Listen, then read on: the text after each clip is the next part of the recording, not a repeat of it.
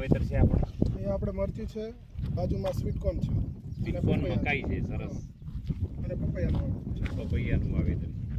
બાજુમાં અહીંયા પેલી સાઈડ ટામેટી વાવી છે, મલ્ચિંગ કરેલું છે.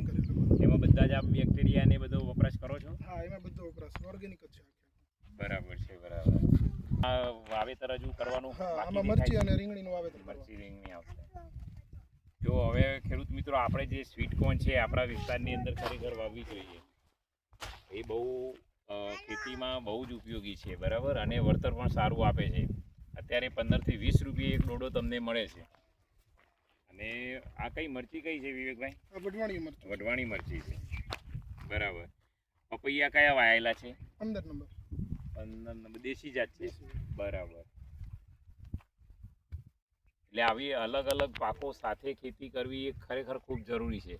અને આવા ભણેલા ગણેલા જો યુવાનો છે એ આ ખેતી કરે છે. આપણે આ સુરેન્દ્રનગરની અંદર કપાસ એટલે કપાસ જ વાવે છે, પણ આવા જે આશાસ્પદ પાકો છે એના ઉપર ખરેખર જવાની ખૂબ જરૂર છે.